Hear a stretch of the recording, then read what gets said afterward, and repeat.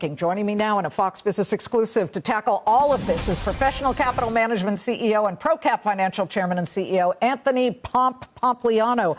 Pomp, let's just tackle the price moves right now in Bitcoin, Ethereum. Everything appears to be selling off. Isn't Bitcoin, and at least some of the crypto world, supposed to be that, well, when the world is really shaky and janky, that's an SAT word, I'm sure, go into a decentralized currency, but that is not happening. Why not? Well, you know what I always do is when my friends reach out to me because they see the prices going down, I say, oh, my God, we have not seen these prices since last week. Everyone relax. No, listen, obviously, Bitcoin peaked at $126,000, which was the most recent all-time high. It drew down to $80,000, about almost 40% drawdown. And now it's sitting somewhere around $90,000, and it's been oscillating between 85 and 95K back and forth. I think there's three reasons, really, why Bitcoin is doing what it's been doing. The first is, frankly, that Bitcoin has been changing hands from the hardcore Bitcoin believers into what my friend Jordy Visser would call the Bitcoin IPO moment. Now Wall Street is really kind of taking the ball and they're running with it. And the Wall Street investors, they're now interested because Bitcoin doesn't have as much volatility to it. It used to be an 80 vol asset. Now it's more like a 40 vol asset.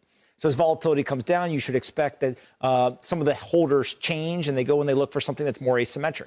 The second thing is I think people are drastically underestimating the risk of deflation in the U.S. economy. AI is a way bigger theme. It is a way bigger trend than people realize, and it is highly deflationary. Also, I think I came on last year and I said that tariffs were going to be deflationary as well. If you look at Trueflation is showing the real-time alternative metric of inflation at less than 1.5%. So I know the government's saying 2.7%. They're wrong. Inflation is under 2% right now, and it's a massive issue. And so we should be cutting interest rates, and we should actually be worried about that deflation.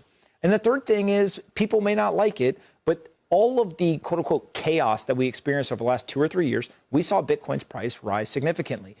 Now, it does feel like we have leadership on the global stage where the United States is saying we are going to be the world's police. We're going to go and we're going to try to stop wars. We're going to go and we're going to take dictators and we're going to bring them to justice. We are going to do the things to shore up the strength of the Western Hemisphere. And we understand who our adversaries are, and we're not going to take their nonsense anymore. Isn't it fair, though, to say that anybody who decides to go into crypto and to buy Bitcoin needs to really just be ready, because it is moving all over the place, depending on some headlines and then for no reason. So no tears here. You got to take ownership of the fact that this is going to move around a lot.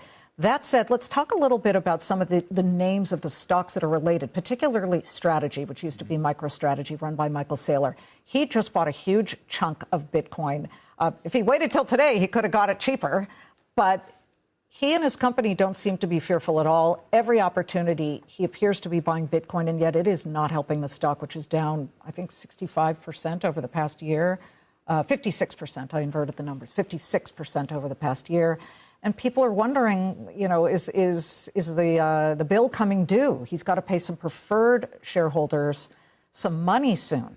Well, I think there's two things. There's a saying in the Bitcoin community, if it's not going to zero, it's going to 1 million at some point. I don't know when that's going to happen, but it's going to go to 1 million. At some day.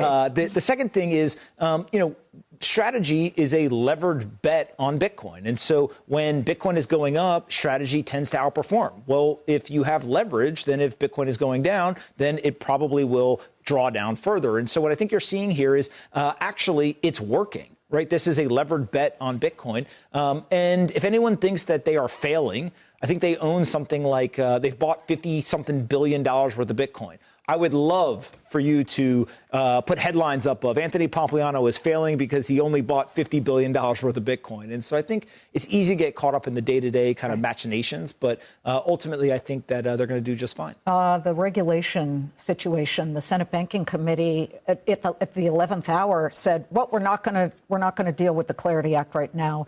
Coinbase weighed in, said they don't like it.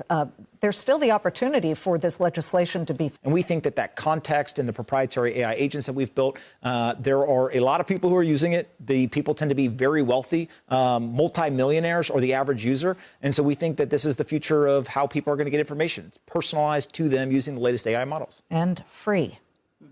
You could be that multi-millionaire more so if you charged $1 or so. Good to see you, Pomp. Thank you. Absolutely. Thanks for having me.